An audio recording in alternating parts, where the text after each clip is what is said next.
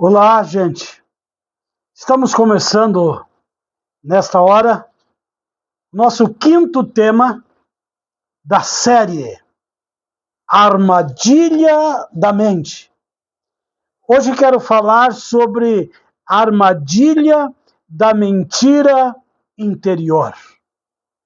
As falsas crenças que a pessoa aceita como verdade e o que isso tem causado na mente das pessoas hoje em dia. O texto bíblico para hoje, Evangelho de João, capítulo 8, versículo 32. Gosto desse texto.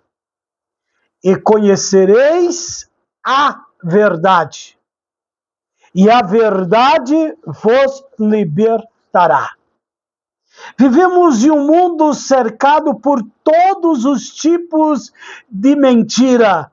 Mentira branca, mentira grande, mentira pequena. E o que mostra hoje que a mentira interior é a maior prisão do ser humano. Não é a prisão física. A maior prisão é a prisão da mente, das ideologias, a prisão das narrativas, das metas narrativas. Hoje em dia, uma narrativa mentirosa contada e se torna o quê? Uma prisão de pessoas poucos esclarecidas das verdades da palavra de Deus. A mentira interior é uma crença falsa que a pessoa aceita como verdade, e uma verdade absoluta, a verdade absoluta sobre si mesma, a verdade absoluta sobre Deus, ou quem sabe a verdade absoluta sobre a vida. Exemplos de mentiras interior que tem destruído muitas pessoas. Quer ver uma? Primeira, eu não sou capaz. Outro diz assim, eu nasci assim, meu pai era assim, meu avô era assim, e eu vou morrer assim. Nunca vou mudar. Não tem como eu mudar. Outros que cometem besteira, tontura, loucura, e com essa mentira anterior, eles dizem assim, Deus não vai mais me amar. Deus não vai me perdoar. Tenho encontrado pessoas que dizem assim, eu sou um erro. Quando a pessoa tem essa consciência, essa mentira interior dizendo eu sou um erro, ela se destrói de dentro. Eu conheço pessoas que dizem assim, que sofrem. Meu pai, minha mãe disse que eu fui um erro, eu fui um escape. Tenho visto pessoas sofrer por isso. Por isso que pais devemos tomar muito cuidado com as nossas palavras. E essas mentiras, elas constroem fortalezas na mente. Essas mentiras, elas constroem barreira, elas constroem uma muralha intransponível, um Himalaia na mente das pessoas que são mais fracas. Jesus Cristo, ele afirmou que somente a verdade liberta. Não a emoção não liberta.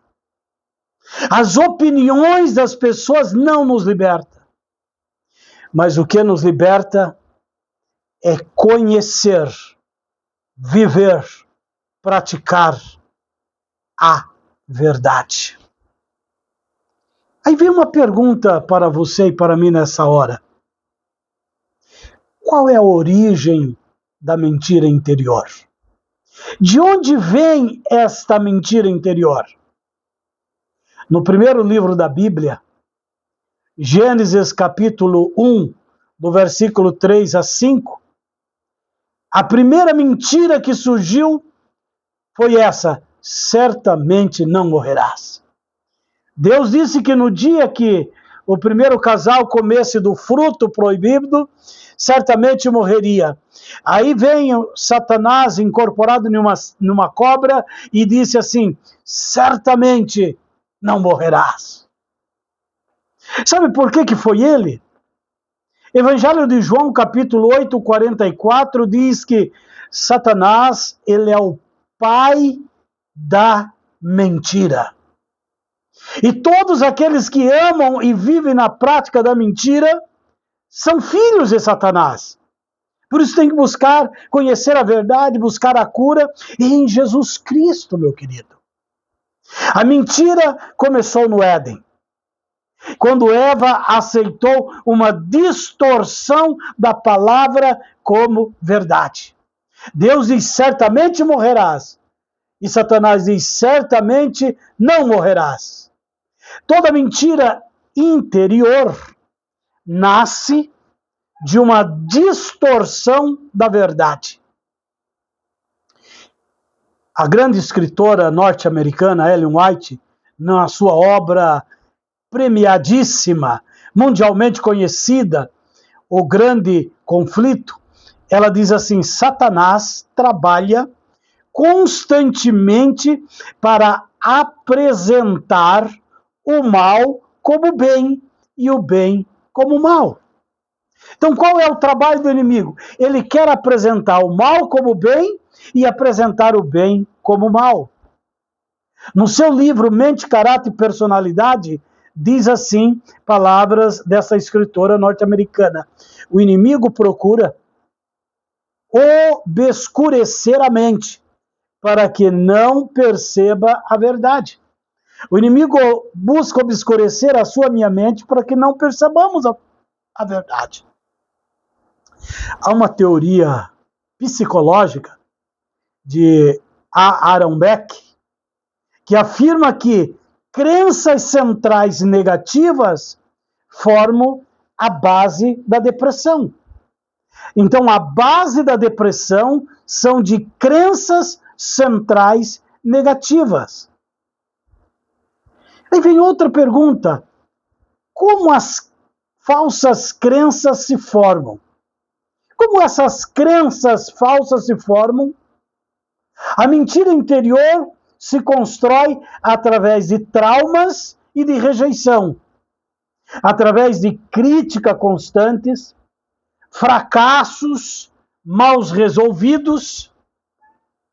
Quando a pessoa sofre um fracasso, mas ela tem uma autoestima boa, ela vence, ela vai adiante, ela consegue superar. Olha o que diz Provérbios capítulo 23, versículo 7, o sábio diz assim: porque como imagina em sua alma, assim ele é. Tem que ver com os nossos pensamentos. Nós devemos administrar, cuidar, dirigir, proteger os nossos pensamentos. A mente humana, ela registra experiências negativas com grande intensidade. E os transtornos, se transforma em verdade, e essas verdades internas, se foram negativo, começa a adoecer a pessoa. Quer ver uma história? Um senhor, quando ele era criança, 5 anos, ele sofreu um trauma muito grande na sua família. E quando ele estava com 95 anos, ele continuava a reproduzir esse trauma. Sabe por quê? Porque a sua mente, ela registrou aquele trauma negativo e aquela mente congelou aquele trauma e ele foi anos após anos reproduzindo isso. Ele precisa se descongelar isso, reprogramar essa mente para que ele passe a pensar positivamente. Assim, queridos, não somos vítimas do que nos acontece, mas nós somos vítimas do significado que damos aos fatos. A mesma coisa pode acontecer com pessoas diferentes. E tem pessoas que é mais resiliente, tem pessoas que é mais espiritual, tem pessoas que é mais forte, e quando acontece esse trauma, ela consegue sobressair, consegue vencer e vai embora para frente. Tem outros que congelam e param. Agora, quais são os sintomas da mentira interior? Que sintomas podem ser percebidos ou vistos numa pessoa que tem a mentira interior? Primeiro deles, e só esse daria para nós fazer um vídeo: a autossabotagem. A autossabotagem da mente, a autossabotagem dos sonhos, a autossabotagem dos planos, a pessoa se torna fragilizada. Mas tem outros sintomas da mentira interior. O complexo de inferioridade. Ninguém me ama, ninguém gosta de mim, ninguém me aceita, eu sou pobre, eu sou um coitado. E nós olhamos que muitos personagens bíblicos eram viciados nessa complexo de inferioridade. Um deles era Gideon. Eu sou pequeno, eu sou fraco, eu não dou conta. O Senhor disse: ser forte e corajoso, Gideon. E ele foi com 300 e destruiu aquele batalhão todinho dos inimigos, dos midianitas. Outra pessoa que tinha esse complexo de inferioridade, desenvolveu 40 anos no deserto, foi Moisés. Capítulo 3. Quando Moisés foi chamado para libertar o povo, ele disse: eu sou fraco, eu não sei nem falar, sou meio gago. Outro foi Jeremias. O profeta Jeremias disse: eu não passo de uma criança. Mas o Senhor, quando Ele chama, Ele capacita. Ele não aceita a autossabotagem nem o complexo de inferioridade. Ele não aceita o nosso medo constante. Há muitos que têm um medo tremendo e congelam. Ele não aceita a culpa crônica e nem as distorções da identidade. E olha o que diz Jeremias. Jeremias 17, versículo 9, diz assim, enganoso é o coração. E eu poderia dizer, enganosa é a mente, porque a nossa mente, ela tem a capacidade de mentir para você, e ela traz uma mentira interior que começa na mente. Por isso nós devemos cuidar dos nossos pensamentos, nós devemos cuidar do que nós estamos vendo, ouvindo, as avenidas da alma, para nós vencer essas batalhas. Muitos vivem sobre condenação porque não compreendem o amor perdoador de Deus. Caminho a Cristo, página 49. Já Daniel Coleman diz assim: a repetição de pensamentos negativos fortalece circuitos neurais. Então, a repetição de pensamentos negativos vai formar uma estrutura neural, e essa estrutura vai se tornar tão forte que teremos muita dificuldade para uma reprogramação, um reprocessamento da mente. Evangelho de João, capítulo 8, 32, que nós começamos. E conhecereis a verdade, e a verdade vos libertará.